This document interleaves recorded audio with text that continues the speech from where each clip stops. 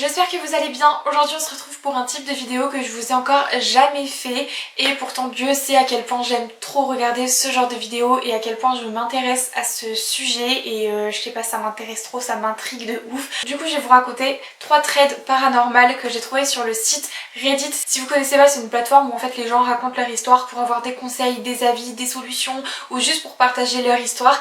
Et du coup j'ai trouvé 3 histoires françaises qui m'avaient l'air plutôt pas mal. Je les ai pas encore lues jusqu'au bout pour avoir le suspense avec vous, mais voilà, j'ai trop hâte. Je pense que je vais clairement flipper sa mère, mais c'est pas grave.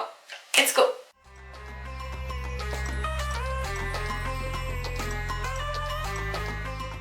En toute chose, n'hésitez pas à me rejoindre sur mon Instagram, à liker la vidéo si vous aimez ce genre de contenu, à vous abonner à ma chaîne si ce n'est pas déjà fait, et c'est parti.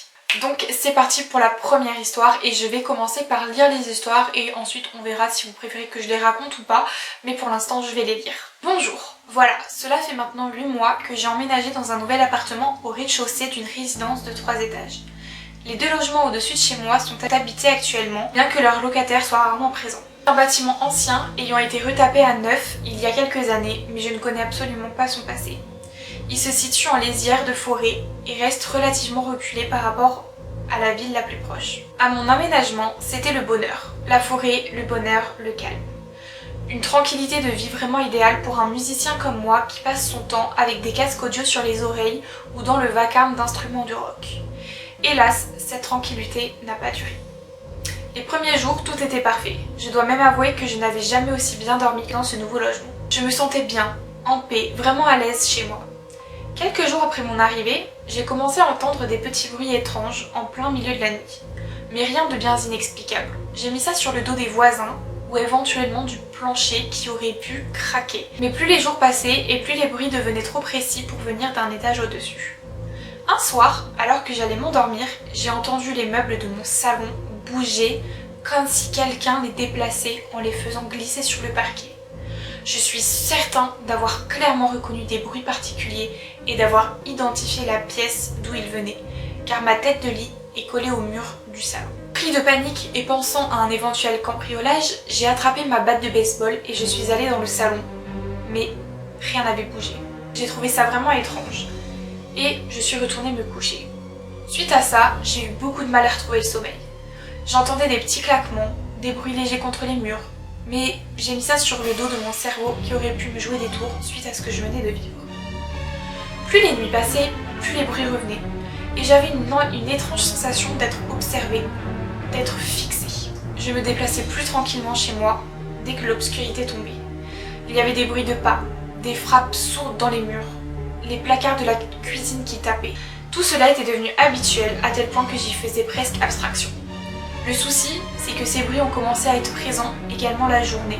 Aujourd'hui, quand je suis dans mon salon, j'ai l'impression que l'on m'observe de la cuisine.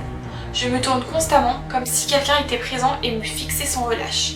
Les bruits sont constants, comme des petits objets qui bougent, ou qui viennent même à disparaître pour réapparaître quelques minutes plus tard, pile à l'endroit où ils étaient. Quand je suis dans mon lit, j'ai l'impression que la présence est là, qu'elle tourne autour de mon lit, car ce n'est jamais du même endroit que je me sens fixée. Le plancher craque et grince comme si on marchait en faisant le tour de mon lit alors que je suis seule dans l'appartement. J'en ai parlé à ma meilleure amie qui m'a cru un peu dingue, mais au final a pu être témoin de ça. Un soir, elle était chez moi, nous buvions un café dans la cuisine et elle me lance sur le ton de la plaisanterie. « Tiens, on n'entend plus ton Casper en ce moment ?» Et juste à ce moment-là, la clé de la porte de la salle de bain s'est mise à trembler dans la serrure.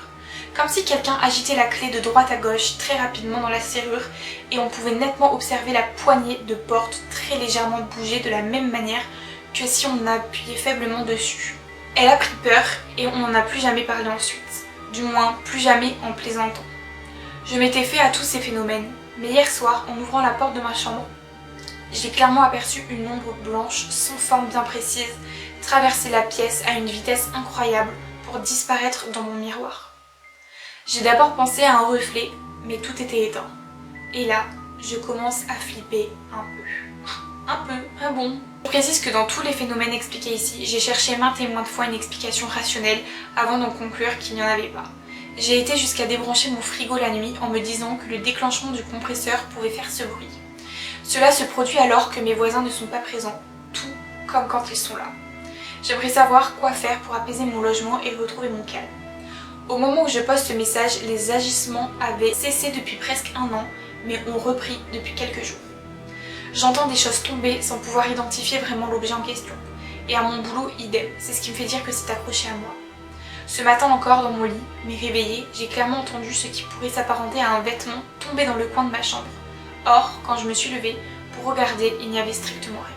Toute aide et solutions sont la bienvenue. Ah, ça fait trop flipper. Horrible.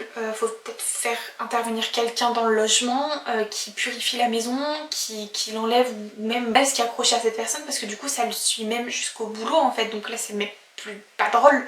Là clairement c'est même plus dans la maison le problème, c'est que ça le suit. Et franchement c'est archi flippant. Comme on doit pas se sentir à l'aise, comme on doit pas se sentir bien chez soi quand on a ce genre de phénomène. Horrible. Ah franchement horrible, mon dieu. Passons à la deuxième histoire.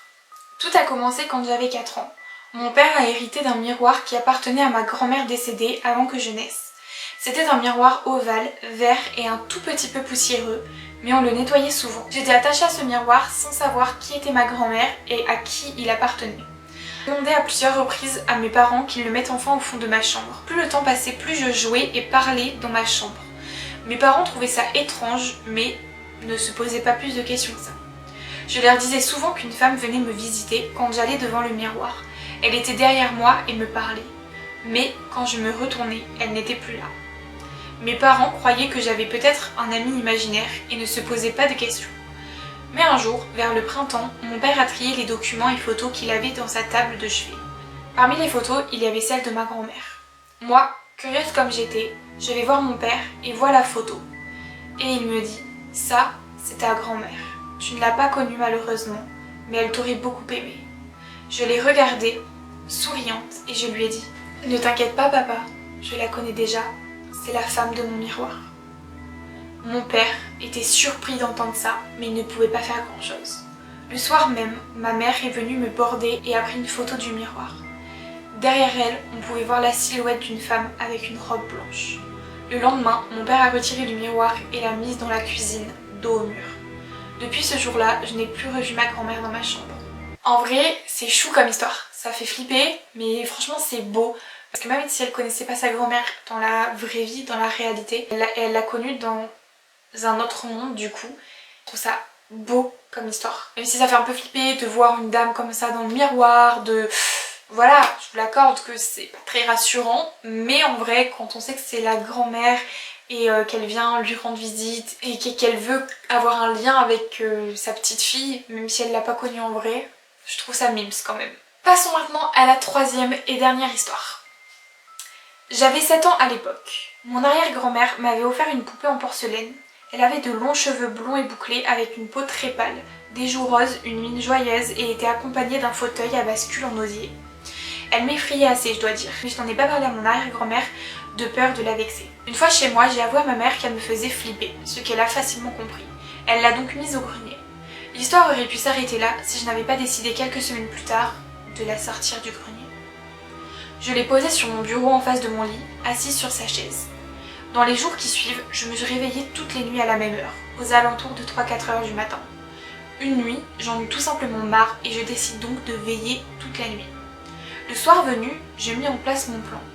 Les heures passent et toujours rien. Mes yeux commencent à se fermer. Je me résigne donc à dormir quand je vis la chaise à bascule se balancer d'abord lentement, puis de plus en plus vite. J'étais tétanisée. Soudainement, mon réveil sonne et au même moment, la chaise et la poupée heurtent le sol. La poupée avait une jambe brisée, mais honnêtement, je n'en avais rien à faire. Je pars en courant dans la chambre de ma mère et je dors avec elle. Le lendemain, ma mère et moi sommes allés dans ma chambre où personne n'était allé avant nous. C'est avec stupéfaction que nous avons vu la chaise remise parfaitement en place sur le bureau et la poupée avait disparu. J'aurais souhaité que ça s'arrête là, mais dans les semaines qui suivent, je ne revis pas la poupée, mais j'enchaînais les cauchemars et ne cessais d'entendre des bruits de pas dans mon grenier. Ma mère alla chercher des décorations dans le grenier. La poupée était là, assise dans sa chaise, posée sur un carton, sa jambe bien en place. Ma mère décide donc qu'il était plus que temps de s'en débarrasser. Elle ne m'a jamais dit comment elle avait fait, mais dans les jours qui suivaient, mes cauchemars et les bruits se sont arrêtés. Oh my god. Déjà les histoires de poupées, ça fait trop peur. Vraiment, c'est un truc, je crains parce que il y a toujours, dès qu'il y a une poupée de toute façon, il y a toujours un problème. C'est un truc de ouf. Et là, clairement, elle était possédée cette poupée en fait. Vraiment, elle était possédée. Déjà, à partir du moment où tu vois la petite chaise à bascule bouger toute seule, et ensuite la poupée et la chaise qui s'éclatent contre le sol comme ça sans aucune raison, non, ça va pas du tout. Ça ne va pas du tout. Donc tant mieux que ce soit arrêté et que du coup sa mère, du coup on sait même pas ce qu'elle a fait avec ça. Même elle visiblement ne sait pas du coup. En tout cas ça s'est arrêté, donc c'est une bonne chose de faite. Et heureusement parce que j'espère qu'elle ne va plus jamais sortir de ce grenier. Et qu'elle y reste quoi. Voilà pour ces 3 petites histoires. J'espère en tout cas que cette vidéo vous a plu. N'hésitez pas à me dire ça dans les commentaires. Et je pense que je vais faire ce genre de vidéo souvent parce que j'aime trop, vraiment. J'aime trop. En plus c'est bientôt Halloween et tout, donc on est bien dans le thème. Sur ce, je vous fais de gros bisous et je vous dis à très vite pour une prochaine vidéo. Ciao!